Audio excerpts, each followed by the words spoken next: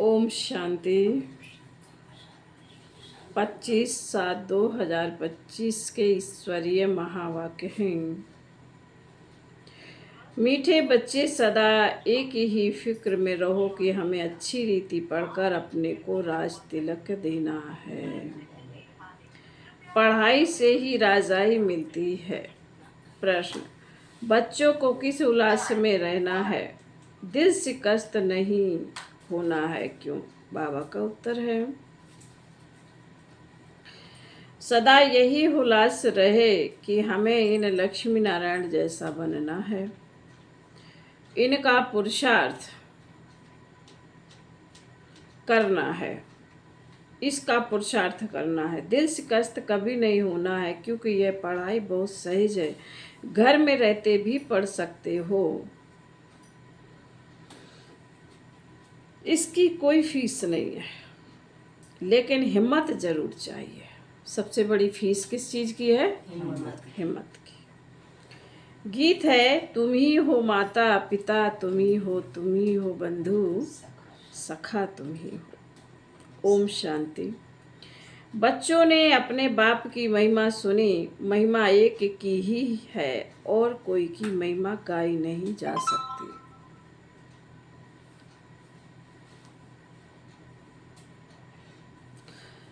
जबकि ब्रह्मा विष्णु शंकर की भी कोई महिमा नहीं है। ब्रह्मा द्वारा स्थापना कराते हैं, शंकर द्वारा विनाश कराते हैं। लक्ष्मी नारायण को ऐसा लायक भी शिव बाबा ही बनाते हैं, उनकी ही महिमा है। उनके सिवाय फिर किसकी महिमा गाई जाए? इनको ऐसा बनाने वाला टीचर ना हो तो ये भी ऐसे ना बने। कौन? लक्ष्मी नारायण। फिर महिमा है सूर्यवंशी घराने की, जो राज्य करते हैं। बाप संगम पर ना आए तो इन्हों को राजाई भी मिल ना सके। और तो किसकी महिमा है नहीं। फॉरनर्स आदि कोई की भी महिमा करने की दरकार नहीं। महिमा है ही सिर्फ एक की, दूसरा न कोई। ऊंच ते ऊंच से बाबा ही है, उनसे ही ऊंच पद मिलता है, तो उनको अच्छी तरह से याद करना चाहिए ना। अपने को राजा बनाने के लिए आपे ही पढ़ना है। अपने को राजा बनाने के लिए आपे ही पढ़ना है। जैसे बैरिस्ट्री पढ़ते हैं तो अपने को पढ़ाई से बैरिस्टर बनाते हैं ना। तुम बच्चे जानते हो, शिव बाबा हमको पढ़ाते हैं। जो अच्छी रीति पढ़ेगा वही ऊंच पद पाएगा, नहीं पढ़ने वाले पद पा न सके। पढ़ने के लिए श्रीमत मिलती है, मूल बात है पावन बनने की, जिसके लिए यह पढ़ाई है। तुम जानते हो इस समय सब तमो प्रधान पतित हैं। अच्छे व बुरे मनुष्य तो होते ही हैं। पवित्र रहने वाले को अच्छा कहा जाता है। अच्छा पढ़कर बड़ा आदमी बनता है तो महिमा होती है। परंतु है तो सब पतित ही पतित की महिमा करते हैं। सतयुग में है पावन, वहाँ कोई किसी की महिमा नहीं करते हैं। यहाँ पवित्र सन्यासी भी हैं, अपवित्र गृहस्थी भी है, तो पवित्र की महिमा गाई जाती है। वहाँ तो यथा राजा रानी तथा प्रजा होते हैं। और कोई धर्म नहीं जिसके लिए पवित्र अपवित्र कहें। यहाँ तो कोई गृहस्थियों की भी महिमा गाते रहते हैं, उनके लिए जैसे वही खुद अल्लाह है। परंतु अल्लाह को तो पतित पावन लिबरेटर गाइड कहा जाता है। वह फिर सब कैसे हो सकते हैं? दुनिया में कितने घोर अंधियारा है।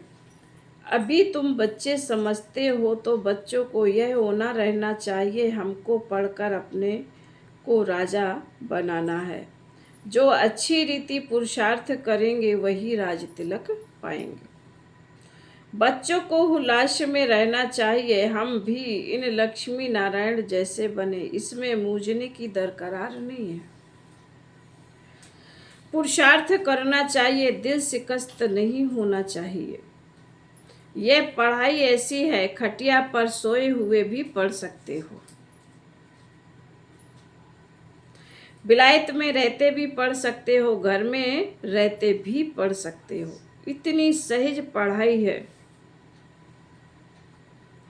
मेहनत कर अपने पापों को काटना है और दूसरों को भी समझाना। दूसरे धर्म वालों को भी तुम समझा सकते हो, कोई को भी यह बताना है तुम आत्मा हो, आत्मा का स्वधर्म एक ही है, इनमें कोई फर्क नहीं पड़ सकता। शरीर से ही अनेक धर्म होते हैं, आत्मा तो एक ही है। सब एक ही बाप के बच्चे हैं। आत्माओं को बाबा ने एडॉप्ट किया है, इसलिए ब्रह्मा मुख वंशावली गाए जाते हैं। कोई को भी समझा सकते हो आत्मा का बाप कौन है। फॉर्म जो तुम भराते हो उसमें बड़ा अर्थ है। बाप तो जरूर है ना, जिसको याद भी करते हैं। आत्मा अपने बाप को याद करती है। आजकल तो भारत में कोई को भी फादर कह देते हैं, किसी को भी फादर कह देते हैं, मेयर को भी फादर कहेंगे, परंतु आत्मा का बाप कौन है उसे जानते नहीं। गाते भी हैं तुम माता पिता, परंतु वह कौन है, कैसे हैं, कुछ भी पता नहीं। भारत में ही तुम माता पिता कह बुलाते हैं, बाप ही यहाँ आकर मुख वंशावली रचते। भारत को ही मदर कंट्री कहा जाता है, क्योंकि यहाँ ही शिव बाबा माता पिता के रूप में पार्ट बजाते हैं। यहाँ ही भगवान को माता पिता के रूप में याद करते हैं। विदेशों में सिर्फ गॉड फादर कह बुलाते हैं, परंतु माता भी चाहिए ना, जिससे बच्चों को एडॉप्ट करें। पुरुष भी स्त्री को एडॉप्ट करते हैं, फिर उनसे बच्चे पैदा होते हैं, रचना रची जाती है। यहाँ भी इसमें परम पिता परमात्मा बाप प्रवेश कर एडॉप्ट करते हैं। बच्चे पैदा होते हैं, इसलिए इनको माता पिता कहा जाता है। ब्रह्मा बाबा, बड़ी माँ, वह है आत्माओं का बाप। यह है आकर उत्पत्ति करते हैं। वह है आत्माओं का बाप, फिर यहाँ आकर उत्पत्ति करते हैं। यहाँ तुम बच्चे बनते हो तो फादर और मदर कहा जाता, वह तो है स्वीट होम। यहाँ जहाँ सब आत्माएं रहती हैं, वहाँ भी बाप के बिगर कोई ले जा ना सके। कोई भी मिले तो बोलो तुम भी स्वीट होम जाना चाहते हो, फिर पावन जरूर बनना पड़े। अभी तुम पतित हो, यह है ही आयरन एज, तमो प्रधान दुनिया। अभी तुमको जाना है वापस घर, आयरन एज। आत्माएं तो वापस घर जा न सके। आत्माएं स्वीट होम में पवित्र ही रहती हैं। तो अब बाप समझाते हैं, बाप की याद से ही विकर्म विनाश होंगे।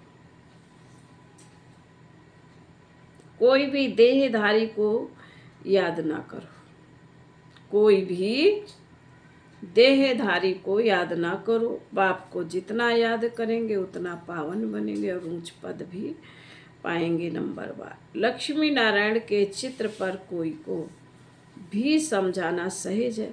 भारत में इनका राज्य था। यह जब राज्य करते थे तो विश्व में शांति थी। विश्व में शांति बाप ही आकर कर सकते हैं, और कोई की ताकत नहीं। अभी बाप हमको राजयोग सिखला रहे हैं। नई दुनिया के लिए राजाओं का राजा कैसे बन सकते, वह बतलाते हैं। बाप ही नॉलेजफुल है, परंतु उसमें कौन सी नॉलेज है यह कोई नहीं जानता। सृष्टि के आदि मध्य अंत की हिस्ट्री ज्योग्राफी बेहद का बाप ही सुनाते हैं। मनुष्य तो कभी कहेंगे सर्वव्यापी है या कहते हैं सबके अंदर को जानने वाला है। फिर अपने को तो कह ना सके। यह सब बातें बाप बैठ समझाते हैं। अच्छी रीति धारण कर और हर्षित होना है। इन लक्ष्मी नारायण का चित्र सदैव हर्षित मुख वाला ही बनाते हैं। लक्ष्मी नारायण का चित्र बनाते हैं तो सदा हर्षित मुख वाला बनाते हैं। स्कूल में उच्च दर्जा पाने वाला कितना हर्षित होंगे, खुश होंगे। दूसरे भी समझेंगे यह तो बहुत बड़ा इम्तहान पास करते हैं, यह तो बहुत ऊंच पढ़ाई है। फी आदि बाबा कहते फीस आदि कोई बात नहीं, फीस आदि की कोई बात ही नहीं, सिर्फ हिम्मत की बात है। अपने को आत्मा समझ बाप को याद करना है, जिसमें ही माया विघ्न डालती है। बाप कहते पवित्र बनो, बाप से प्रतिज्ञा कर, फिर काला मुंह कर देते हैं। बहुत जबरदस्त माया है, फेल हो जाते तो फिर उनका नाम नहीं गाया जा सकता। फलाने शुरू से लेकर बहुत अच्छे चल रहे हैं, महिमा गाई जाती है। बाप कहते अपने लिए आपे ही पुरुषार्थ कर राजधानी प्राप्त करनी है। पढ़ाई से ऊंच पद पाना है, यह है ही राजयोग, प्रजा योग नहीं है। परंतु प्रजा भी तो बनेंगे ना। शक्ल और सर्विस से मालूम पड़ जाता है कि यह क्या बनने के लायक है। घर में स्टूडेंट्स की चाल चलन से समझ जाते हैं यह फर्स्ट नंबर में है, यह थर्ड नंबर में आएंगे। यहाँ भी ऐसे ही हैं। जब पिछाड़ी में इम्तहान पूरा होगा तब तुमको साफ साक्षात्कार होंगे। साक्षात्कार होने में कोई देरी नहीं लगती है, फिर लज्जा आएगी। हम नापास हो गए, नापास होने वाले को प्यार कौन करेंगे। मनुष्य बाइस्कोप देखने में खुशी का अनुभव करते हैं, पिक्चर देखने में, सिनेमा देखने में बड़ा खुशी अनुभव करते हैं। लेकिन बाप कहते हैं नंबर 1 गंदा बनने वाला है बाइस्कोप बनाने वाला। नंबर वन गंदा बनाने वाला है बाइस्कोप। उसमें जाने वाले बहुत करके फेल हो गिर पड़ते। कोई फीमेल भी ऐसी है जो बाइस्कोप में जाने बगैर नींद ना आए। बाइस्कोप देखने वाले अपवित्र बनने का पुरुषार्थ जरूर करेंगे। यहाँ जो कुछ हो रहा है जिसमें मनुष्य खुशी समझते हैं वह सब दुख के लिए। यह है विनाशी खुशियाँ, यह हैं विनाशी खुशियाँ। अविनाशी खुशी अविनाशी बाप से ही मिलती है। तुम समझते हो बाबा हमको इन लक्ष्मी नारायण जैसा बनाते हैं,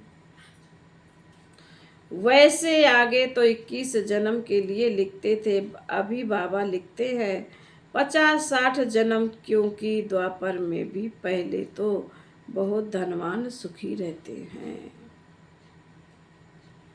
भल पतित बनते हो तो भी धन बहुत रहता है। यह तो बिल्कुल जब तमो प्रधान बनते हैं तब दुख शुरू होता है। पहले तो सुखी रहते हो, जब बहुत दुखी होते हो तब बाप आते हैं महा अजामिल जैसे पापियों का भी उद्धार करने। बाप कहते मैं सबको ले जाऊंगा मुक्ति धाम, फिर सतयुग की राजाई भी तुमको देता हूँ। सबका कल्याण तो होता है ना, सबको अपने ठिकाने पर पहुंचा देते हैं। शांति में व सुख में सतयुग में सबको सुख रहता है। शांति धाम में भी सुखी रहते हैं। कहते हैं विश्व में शांति हो। बोलो इन लक्ष्मी नारायण का जब राज्य था तो विश्व में शांति थी ना। दुख की बात हो नहीं सकती, ना दुख ना अशांति। यहाँ तो घर घर में अशांति है। देश देश में अशांति, सारे विश्व में ही अशांति है। बाबा कहते कितने टुकड़े टुकड़े हो पड़े हैं, कितनी कितनी फ्रैक्शन है, 100 माइल्स पर भाषा अलग है। अब कहते भारत की प्राचीन भाषा संस्कृत है। अब आदि सनातन धर्म का ही किसी को पता नहीं है, तो फिर कैसे कहते हैं कि यह प्राचीन भाषा है? तुम बता सकते हो आदि सनातन देवी देवता धर्म कब था? तुम्हारे में भी नंबरवार हैं, कोई तो डल हेड भी होते हैं। देखने में भी आता है यह जैसे पत्थर बुद्धू हैं। अज्ञान काल में भी कहते हैं ना, हे भगवान इनकी बुद्धि का ताला खोलो। बाप तुम सब बच्चों को ज्ञान की रोशनी देते हैं, उससे ताला खुल जाता है। फिर भी कोई कोई की बुद्धि खुलती नहीं। कहते हैं बाबा आप बुद्धिमानों की बुद्धि हो, हमारे पति की बुद्धि का ताला खोलो। बाप कहते इसलिए मैं थोड़े ही आया हूँ जो एक एक की बुद्धि का ताला बैठ खोलूं, फिर तो सबकी बुद्धि खुल जाए, सब महाराजा महारानी बन जाएं।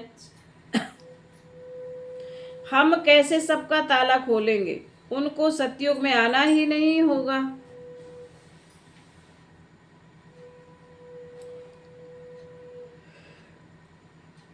तो हम ताला कैसे खोलेंगे? ड्रामा अनुसार समय पर ही उनकी बुद्धि खुलेगी। मैं कैसे खोलूंगा? ड्रामा के ऊपर भी है ना। बाबा कहते मैं तो ड्रामा में बंधायमान हूं। सब फुल पास थोड़े ही होते हैं, स्कूल में भी नंबरवार होते हैं। यह भी पढ़ाई है, प्रजा भी बनना है। सबका ताला खुल जाए तो प्रजा कहाँ से आएगी? यह तो कायदा नहीं। तुम बच्चों को पुरुषार्थ करना है, हर एक के पुरुषार्थ से जाना जाता है। जो अच्छी रीति पढ़ते हैं उनको जहाँ तहाँ बुलाया जाता। बाबा जानते हैं कौन कौन अच्छी रीति सर्विस कर रहे हैं।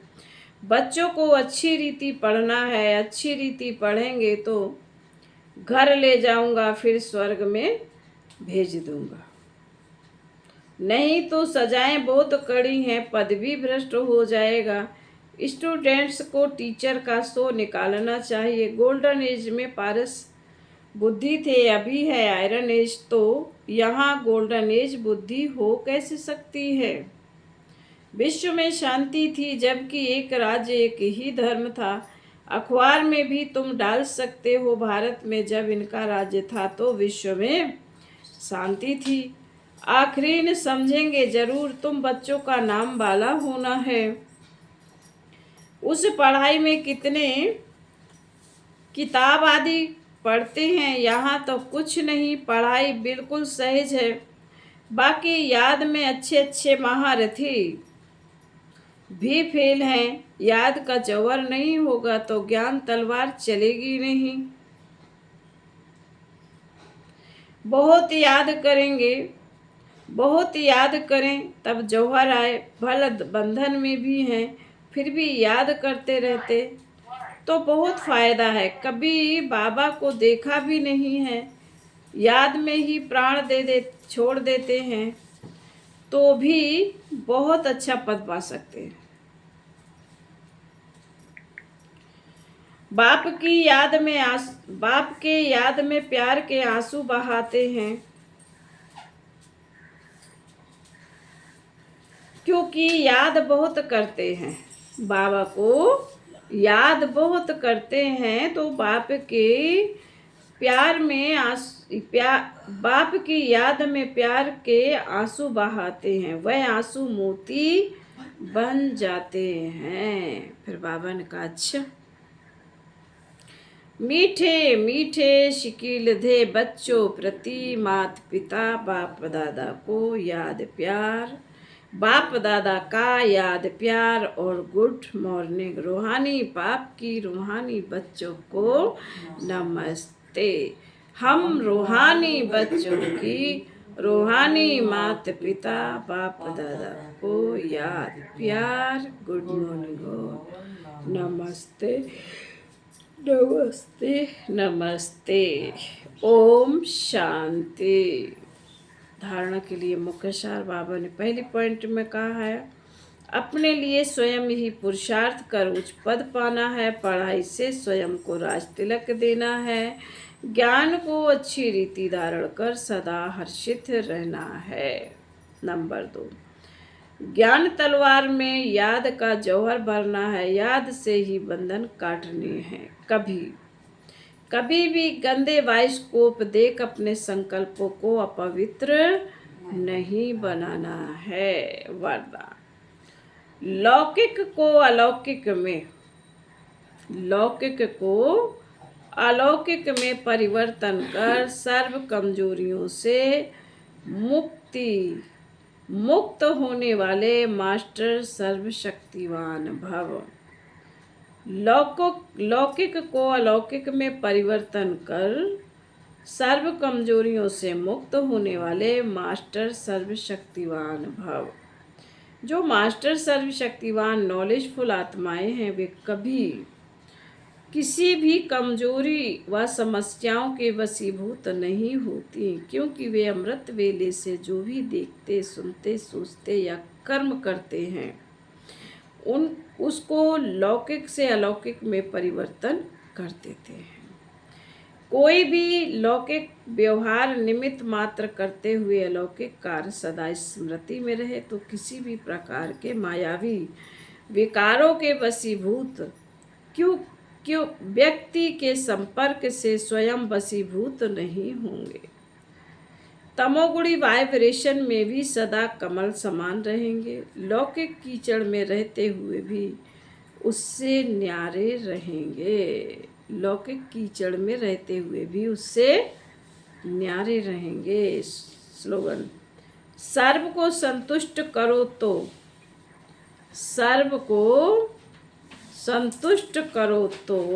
पुरुषार्थ में स्वतः हाई जंप लग जाएगा।